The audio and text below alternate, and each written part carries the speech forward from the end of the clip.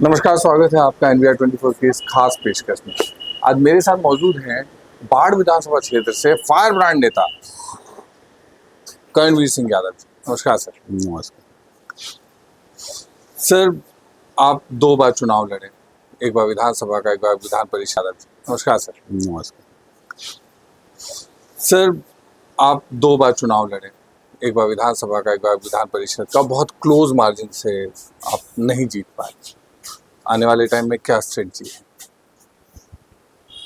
देखिए, सब जनता के बल पे है। हम जनता के बल पे लड़ते हैं और जनता हमारे साथ है। और जो दिग्भ्रमित उस बार हुआ है, इस बार कोई भी दिग्भ्रमित होने नहीं जा रहा है। इस बार सभी लोग, सर्व समाज के लोग एकजुट होकर करके अपने आप को अभी से ही वर्क में भी लगे हुए हैं। कहते हैं जी, भगीरथ से लेकर बंगाल की खाड़ी में गंगा जी जहाँ गिरती हैं, गंगा के किनारे ही सारी राजनीति चरम सीमा में पहुंचती है। सबने अपने नाम का झंडा गाड़ा। तो बाढ़ से इस बार हम उम्मीद लगाएं कि लल्लू मुखिया जी इस बार झंडा गाड़ेंगे। इस बार 100% जितना भी यहाँ के मतदाता, सर्व समाज के मतदाता, इस बार मन बना के अपना घर के भाई भतीजा बेटा को जिता करके ही विधानसभा में भेजने के लिए तैयार हैं और भेज कर ही दम लेंगे। अच्छा, कुछ लोगों ने नई नई पार्टियां बनाई हैं, अपने आप को मतलब साबित करते हैं, साबित कर भी चुके हैं कि वो पार्टी पॉलिटिक्स करवाते हैं, लोगों को मतलब जितवाते हैं, उसका दम भरते हैं। उन्होंने भी अपनी पार्टी बना ली। उनका क्या वजूद दिखता है बिहार इलेक्शन में इस बार? नाम नहीं लूंगा मैं उनका। देखिए, पार्टी बनाने के लिए हर व्यक्ति स्वतंत्र है, कोई भी पार्टी बना सकते हैं, लेकिन पार्टी बनाने से ही नहीं होगा। और जितना हाथ पैर मारना है, सभी को मौलिक अधिकार है कि अपना अपना सोच, अपना अपना विचार, अपना अपना विवेक से लोग काम करते हैं। उनको भी शौक हुआ कि हम पार्टी बना कर करके हम खुद पार्टी बनाए हैं, उसके लिए कोई दिक्कत नहीं है। तो मतलब उनका बहुत ज्यादा फर्क पड़ेगा या कोई नहीं पड़ेगा? दिक्कत नहीं है, यहाँ कोई फर्क पड़ने मतलब वाला नहीं बाढ़ है। में, और अगर पूरे बिहार की बात करें तो? कहीं फर्क नहीं पड़ेगा। अच्छा। जो अभी बनाए हैं, तो कोई भी संगठन बनाने के लिए, संगठन को मजबूती करने के लिए कुछ एक आध दशक बीत जाता है, तब जाकर के पार्टी में मजबूती आता है। अभी सब लोग बनाए हैं नया नया, उनको भी हम धन्यवाद देते हैं कि बढ़िया पार्टी बनाए हैं, लगे रहे। 1 सवा साल बचा हुआ है अभी बिहार इलेक्शन में, अगर समय पर होते हैं तो आपके हिसाब से कौन से 5 बड़े मुद्दे होने वाले हैं जिन पर सभी लोग लड़ेंगे और आप भी यहाँ बाढ़ से फाइट करेंगे? कौन से 5 बड़े मुद्दों पर? देखिए, अभी हमारे यहाँ सभी लोग कहते हैं शिक्षा, स्वास्थ्य, चिकित्सा, कृषि,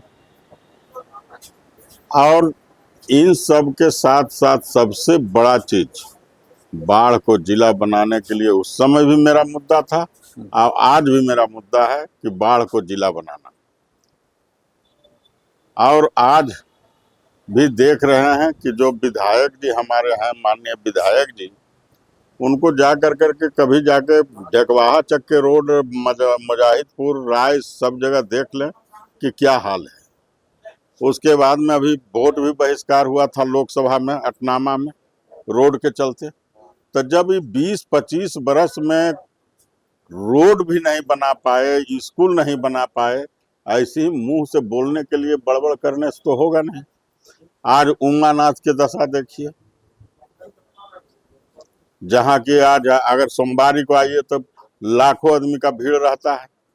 अभी भी पर डे आने के 20,000, 25,000, 30,000 जल यहाँ से उठा रहा है।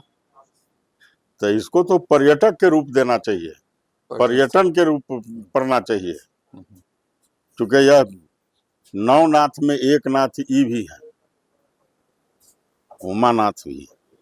अच्छा, शराबबंदी पे बहुत बातें हुई, आपको क्या लगता है शराबबंदी बहुत अच्छे से इम्प्लीमेंट हुई है बिहार में या नहीं? देखिए, इसमें हमारे माननीय मुख्यमंत्री जी का सोच आया कि बंद करने से सुधार होगा, लेकिन बंद करने से और बर्बादी के कगार पर है। जितना भी कोई भी ब्रांड आज के डेट में कहीं भी जाके खोज लीजिए, खाली आपको जानकारी होना चाहिए। हर ब्रांड होम डिलीवरी पहुंच रहा है। अब दुकान में नहीं जाने का जरूरत है, आपको जहां बैठल रहिए वहीं पहुंच जाएगा। तो ये तो सरकार जान रही होगी ना इसको। सरकार पूरा पूरा जान रहे तो हैं मतलब कि बंद कर करके बिहार को आर्थिक रूप से तोड़ने का उनका हमरे समझ से नीति है। मतलब नीतीश जी इसलिए का। कि हाँ, इसलिए कि अच्छा। 10,000 15,000 करोड़ रुपया एक्साइज ड्यूटी से और टैक्स आता था, और आज वो भी टैक्स दूसरे स्टेट में जा रहा है, उससे कोई बेनिफिट हमको नहीं है। और जितना थाना खोला गया है उत्पाद विभाग के और मद निषेध के, उसमें जितना भी फोर्स रह रहे हैं उनका गुना कर लीजिए कि कितना सैलरी में जा रहा है और कितना थाना बनाने में खर्च है, और उससे फायदा जीरो है। तो नीति में गलती थी या नियति में ही गलती थी? क्या गलती कहाँ हो रही है? यहाँ पर नीति और नियत दोनों खराब है। अच्छा। मुंह से बोलने के लिए नियम बनाते हैं, नीति गड़बड़ है। और जब इनका पूरा इतना थाना खोल लिए, इतना अथी खोल लिए, तो भी बिहार में एंट्री कैसे हो रहा है? दारू आ नहीं रहा तो बिक कैसे रहा है?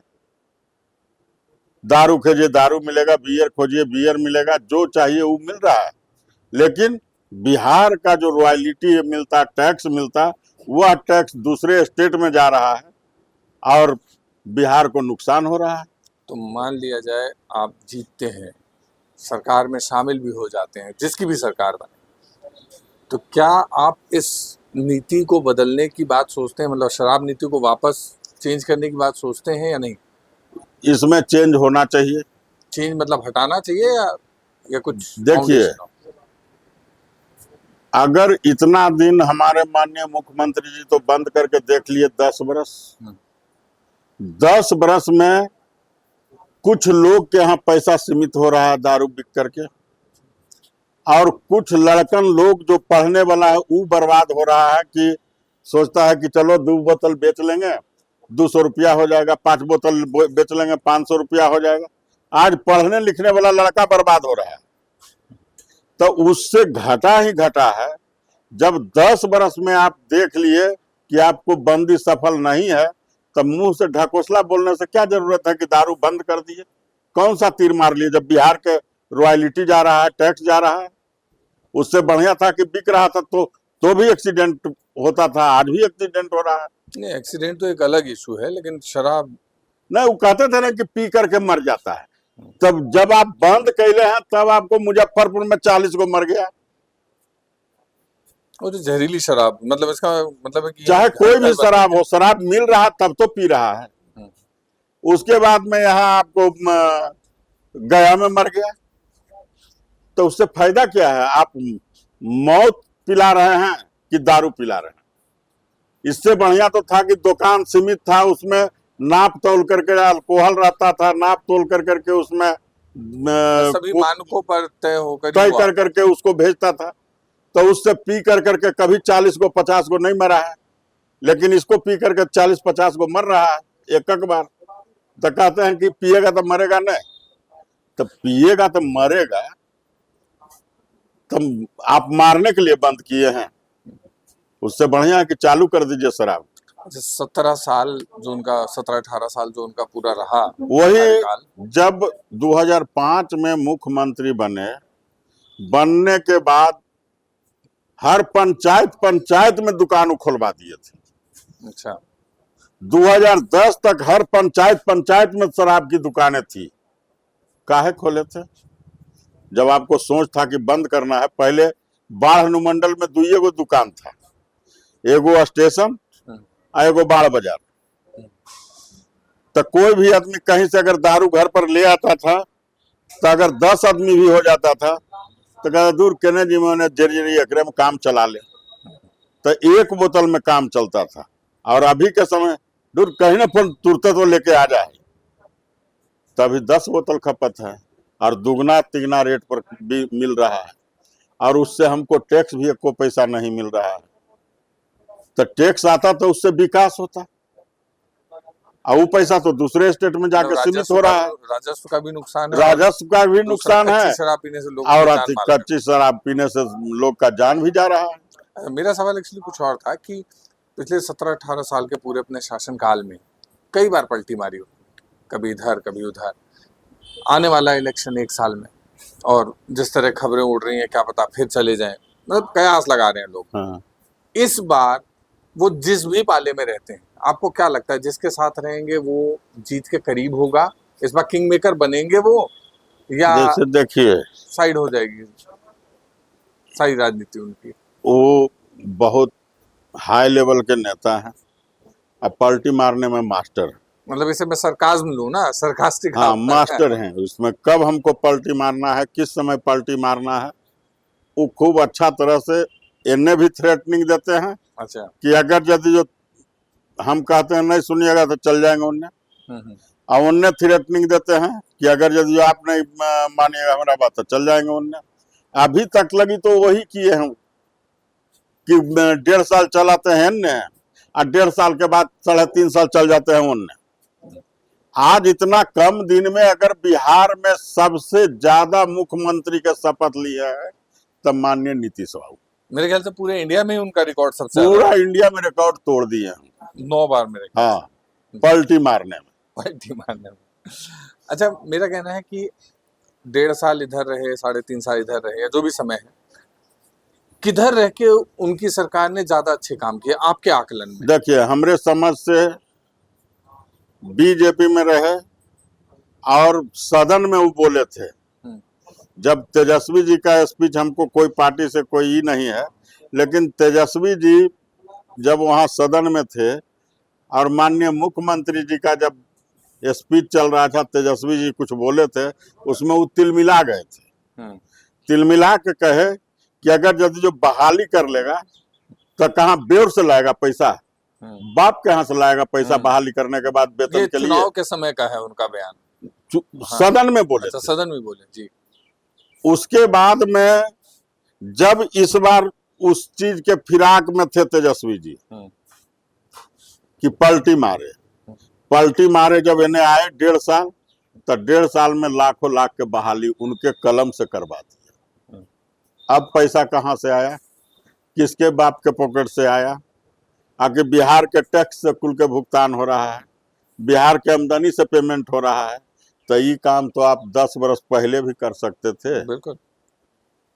लेकिन जब तेजस्वी जी के रिजिम में, तेजस्वी जी जब आपके साथ हुए तो आप ही के कलम से उतना आदमी के नौकरी तो ले लिए, आपके कलम से बीजेपी काहे नहीं ले लिया? मतलब आपके हिसाब से ये जो 3 साल इनके साथ रहे वो भारी है उनके बचे हुए 15 साल? हाँ हाँ हाँ, इनके साथ करीब 17 बरस 18 बरस हो गया बीजेपी के साथ। लेकिन जो 1.5 साल में इस बार तेजस्वी जी जब उधर से इधर पलट के आए, तो 1.5 साल में जो काम कर लिए, इनके हाथ से करवा लिए, वो बहुत ही सराहनीय है कि कम से कम उतना आदमी को तो रोजगार मिल गया, अस्थाई नौकरी हो गया। इसके पहले काहे नहीं कर रहे थे जब 18 बरस होने थे तब? तो कहते हैं कि तेजस्वी क्रेडिट ले रहा है। अरे भाई, वो तो सबको आईना में झलक रहा है कि क्रेडिट ले रहा है या नहीं ले रहा है। आप इसके पहले अगर कैले रहते 2-4 लाख के बहाली, तो कहता कि नहीं बीजेपी में भी किया था, इसमें भी वो किया। तभी बहाली तो बिल्कुल बंद कर कैले थे, मास्टर रोल पर। तब इसी तरह से पंचायत में बहाली करवा देना है, तो शिक्षा मित्र पर, तो ई मित्र पर अस्थाई तो बहाली नहीं कर रहे थे। अब सभी को फायदा हुआ, शिक्षा मित्र को भी फायदा है। शिक्षा मित्र से बहाल हुआ उसको भी 30-35 हजार रुपया मिल रहा है। उसके बाद में फिर अभी जो बहाली हुआ उसको फुल पे वेतन मिल रहा है। तो ये तो काम हुआ। तो आने वाले इलेक्शन में आपकी नजदीकियां किसके साथ ज्यादा रहेंगी? बीजेपी, जेडीयू, कांग्रेस देखिए, या आरजेडी? जो भी पार्टी है, हम पार्टी का जो उन लोग का अपना अपना निर्णय होता है, अपना अपना अथी होता है। हम अभी भी निर्दलीय हैं, और निर्दलीय 2 इलेक्शन लड़ भी चुके हैं। निर्दलीय रहे आप, लेकिन होता है ना, हर पार्टी की अपनी विचारधारा होती है। कोई तो ऐसी पार्टी होगी जो आपके दिल के थोड़ा करीब हो। देखिए, वो पार्टी वाला के समय पर उन लोग को पता चलता है कि क्या रहेंगे क्या नहीं रहेंगे। जब उनको डिप्लोमेटिक आंसर जरूरत दे गए सर। जब उनको जरूरत रहता है तो बढ़िया रहते हैं, और जरूरत निकल जाता है तो फिर वो पलट जाते हैं। तो इसलिए अभी पार्टी पर कोई तरह के हमको कुछ नहीं करना है। हम मतलब अपने आपको आप कोई को, गुरेज नहीं है ना कि अगर कोई दे हाँ, टिकट तो आप लेके उनकी टिकट पे भी लड़ सकते हैं। हम अभी जैसे देखिए उपचुनाव हुआ मोकामा, हम्म, तो जो हमको विरोध किया था हम भी उनको विरोध किए। अच्छा, वो विरोध किया इसलिए विरोध किए या विरोध वैचारिक था? नहीं, वो भी हमारा विरोध किए थे, हम भी उनको विरोध किए। व्यक्तिगत तौर पर वो भी हमको विरोध किए, हम भी हाँ, उनको तो मतलब वो विरोध जो किए। विरोध था व्यक्तिगत था, ना कि व्यक्तिगत वैचारिक था, था। वैचारिक था। वैचारिक नहीं था ना उसके ये? बाद में जी। फिर जब अभी मुंगेर का होने लगा। मुंगेर का लोकसभा लोकसभा। का चुनाव हुआ तो हम आरजेडी के मदद किए, हम अशोक महतो जी के मदद किए, मतलब आप किसी पार्टी के कुमारी साथ अनीता नहीं को खड़े मदद हुए, किए, पार्टी के साथ नहीं खड़े हुए, दोनों इसलिए जगह व्यक्तिगत तौर कि पर खड़े हुए। ललन बाबू क्या किए थे हमारे साथ वो किन्हीं से छिपा हुआ नहीं। मेरा वही कहना है कि आप तो वैचारिक तौर पे नहीं। जो हमको विरोध करेंगे, जो हमको फंसावेंगे, उनके हम विपरीत में खड़ा रहेंगे। तो उस समय भी ललन बाबू कई एक केस में फंसाए, कुर्की जब्ती करवाए। मतलब राजनीति का जवाब राजनीति से ही। बस जिधर वो रहेंगे उससे हम अलग रहेंगे। चलिए, बहुत अच्छा लगा आपसे बातचीत करके। कोशिश करेंगे फिर समय निकालें इलेक्शन के आसपास और आपसे बातचीत करें। ठीक, ये थे हमारे साथ लल्लू मुखिया जी, कर्णवीर सिंह यादव जी, बाढ़ के फायर ब्रांड नेता। आप जुड़े हैं हमारे साथ हमारी और भी अलग पेशकश के लिए। धन्यवाद।